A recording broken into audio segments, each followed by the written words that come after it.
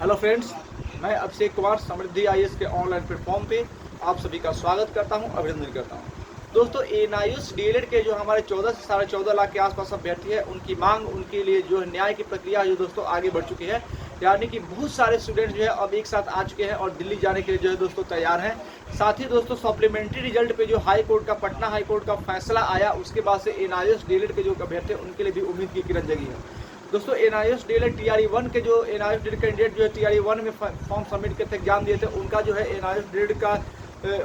उन NIS DElEd candidate का जो दोस्तों रिजल्ट तो निश्चित रूप से आने वाला है, क्योंकि पटना हाई कोर्ट ने जो दोस्तों आदेश दिया कि सप्लीमेंट्री रिजल्ट आएगा, तो वहाँ पे वो एग्जाम में बैठे थे तो उनका रिजल्ट आ गया। अब रही बात कि शेष जो एनआईएस डीएलएड कैंडिडेट है जिन्हें टीआरई 2 का एग्जाम दिया था, जिसने टीआरई 3 में जो है फॉर्म भरने की अनुमति नहीं दी थी और नहीं दी गई थी, तो उन अभ्यर्थियों के लिए क्या होगा, तो इस पर हम दोस्तों बात करने वाले हैं। तो सबसे पहले अगर आप इस चैनल पर दोस्तों नए विजिट करें तो इस चैनल को सब्सक्राइब कीजिए, लाइक कीजिए, कमेंट कीजिए और ज़्यादा शेयर कीजिए कि एनआईएस डीएलएड के हमारे जितने भी कैंडिडेट हैं उनकी मान्यता लेकर के जो लड़ाई लड़ी जा रही है उनको जो है इस बात का पता चले किस तरह से उनकी लड़ाई जो है आगे बढ़ रही है और किस तरह से उनको मान्यता जो है दोस्तों मिलने वाली है। तो एनआईएस डीएलएड के हमारे, तो सबसे पहले मैं बात करूँ दोस्तों एनआईएस डीएलएड के जो अभ्यर्थी उनकी मान्यता को लेकर के, तो अब दोस्तों ऐसा उम्मीद लग रहा है कि एनआईएस डीएलएड के जो अभ्यर्थी है उनको जरूर ही दोस्तों मान्यता मिलेगी। जरूर मान्यता क्यों मिलेगी, मैं क्यों कह रहा हूँ, क्योंकि आप सभी को पता है कि जब जो है सप्लीमेंट्री रिजल्ट को लेकर के बाहर किया गया था कि सप्लीमेंट्री रिजल्ट अब नहीं आएगा, लेकिन उसके बाद जो कैंडिडेट थे वो केस किया उन्होंने हाई कोर्ट में, पटना हाई कोर्ट में, और पटना हाई कोर्ट से जजमेंट आया और आयोग, शिक्षा आयोग को जो है सीधे तौर पे जो है आदेश दिया गया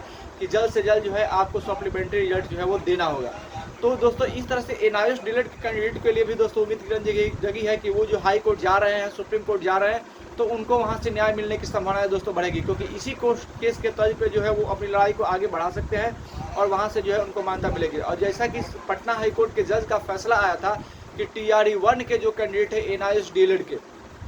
यानी कि टीआरई 1 का सप्लीमेंट्री रिजल्ट आएगा, तो बात को ध्यान दीजिएगा, अगर टीआरई 1 का सप्लीमेंट्री रिजल्ट आएगा तो वहाँ पे एनआईएस डीएलएड के जो कैंडिडेट हैं वो एग्जाम दिए हुए थे तो उनका भी रिजल्ट दोस्तों आएगा, अगर जारी किया जाता है तो अगर उनका रिजल्ट आ जाता है तो हमारे जो शेष एनआईएस डीएलएड के अभ्यर्थी है वो भी जो है इसको मुद्दा उठाएंगे कि एनआईएस डीएलएड के हमारे कुछ साथी जब टीआरई 1 में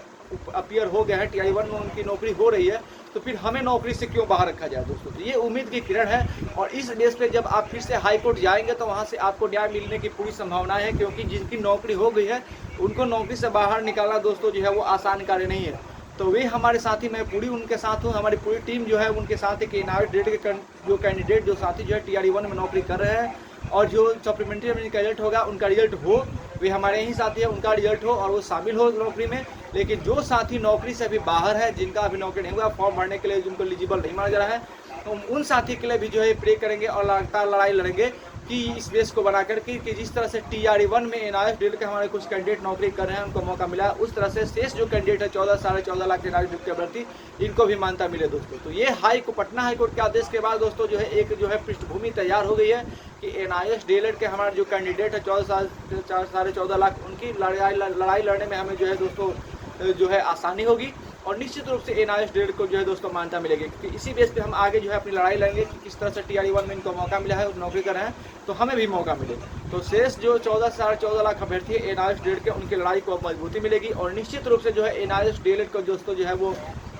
नौकरी होगी, उनको मौका मिलेगा और एनआईएस डीएलएड के हमारे जो कैंडिडेट है उनकी लड़ाई मजबूत होगी और निश्चित रूप से जो है एनआईएस डीएलएड के अभ्यर्थी जो है उनको जरूर मान्यता मिलेगी और पटना हाई कोर्ट के आदेश का प्रभाव पड़ेगा और आगे जो है लड़ाई लड़ी जानी है उसमें हमें जो है दोस्तों राहत मिलेगी, सहायता होगी और एनआईएस डीएलएड के जितने भी कैंडिडेट हैं उन सभी के मान्यता की लड़ाई हम दोस्तों लगातार लड़ते रहेंगे और पूरी उम्मीद है कि एनआईएस डीएलएड के जो अभ्यर्थी है उनका रिजल्ट जरूर आएगा और उनकी नौकरी जो है दोस्तों जरूर होगी। धन्यवाद।